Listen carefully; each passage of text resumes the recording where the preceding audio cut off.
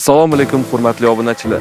Butun dunyoni lol qoldirgan va O'rta Osiyodagi eng katta islom sivilizatsiya markaziga kelganmiz.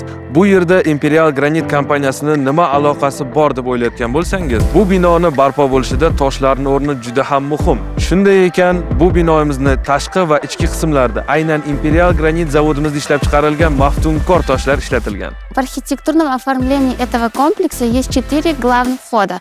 Albatta bu markazimizning maydon qismi va bu maydon qismimizda har kuni turistlar aylanishadi.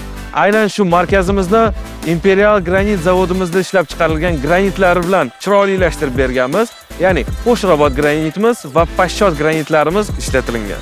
Комплекс разделен на 4 входные группы.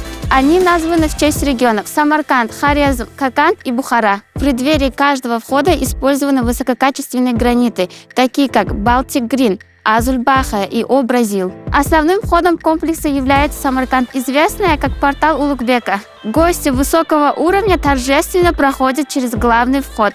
Каждый посетитель делает свои первые шаги по гранитному покрытию, произведенному на заводе Imperial Granit. Biz hozir Qo'qon portaldamiz. Albattaki, bu Qo'qon portalimizga kirishda ham Imperial Granit zavodimizda ishlab chiqarilgan granitlar ishlatilgan. Bu granitlarimizning nomi Azul-Baha, Baltic Green va O-Brazil ishlatilgan. Va eng qiziq ma'lumot o'rnida aytib o'tishim kerakki, Imperial Granit zavodimiz tomonidan har bir mana bunaqangi granitlarni, mramorlarni yopishtirilgandan keyin polirovka xizmatlarini ham qilib beramiz. Aziz obunachilar, biz hozir Islom sivilizatsiya markazini shu maydonni tagida joylashgan tahoratxonasiga kelganmiz. Bu tahoratxona nafaqat o'zimizni xalqimiz uchun, balki turistlarimiz uchun ham mo'ljallangan. Aynan shu tahoratxonada Imperial Granit zavodimizda ishlab chiqarilgan mana bunaqangi maftunkor mramorlar.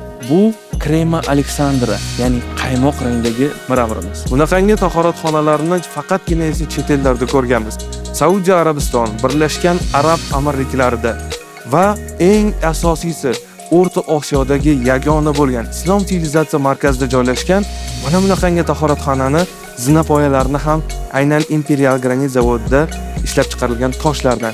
Bu granitimizning nomi Qo'shrobod, ya'ni o'zimizda qazib olinib, mana bunaqangi maftunkor holatda olib keltirilgan. Aziz obunachilar, biz hozir Islom sivilizatsiya markazini Qur'on zalidamiz. Bu yerda butun pol qismiga aynan Imperial Granit zavodida ishlab chiqarilgan marmar va granitlar yopishtirilgan. Qaysi marmar va granitlar desangiz, Azul-Baha, Rojo Alicante, Tasis Rosso. Undan tashqari jade kristallarimiz, Krem Marfil va Krema Aleksandra marmar va granitlari ishlatilgan. Aziz obunachilar, bu yerda nafaqat polida, zinapoyalarida ham marmar va granitlar ishlatilgan.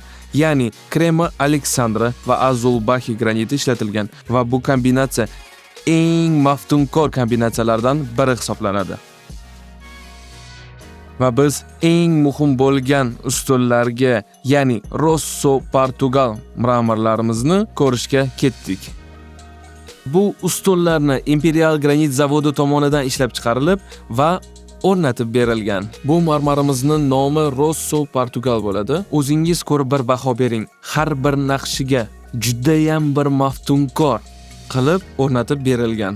Va bu Islom sivilizatsiya markazini juda ham go'zal qilib turibdi. Aziz obunachilar, biz hozir Qo'qon portalidamiz. Kutubxonani kirish pol qismida. Bu yerni pol qismlariga ham bizning marmarlarimiz ishlatilgan. Krema Aleksandra, Cafe Latte va Dark Olive marmarlari. Biz hozir kutubxonani 2-qavatidamiz. Bu yerda ham birinchi etajdagi marmarlar ishlatilgan. Ya'ni Cafe Latte, Krema Aleksandra va Dark Olive kabi. Faqatgina buni kombinatsiyasi juda ham bir boshqacha.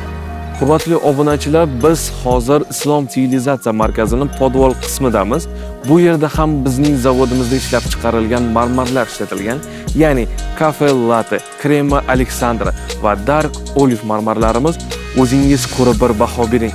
Mana bunaqangi poyandoz solib qo'ygandagi marmarlarni har xil kombinatsiyada ishlatganmiz. Bu go'zal majmuaga o'ylaymanki har bir o'zbek fuqarosi kelib ko'rish kerak va Imperial Granit zavodimizda ishlab chiqarilgan maftunkor toshlarimizga o'zingiz kelib bir baho bering.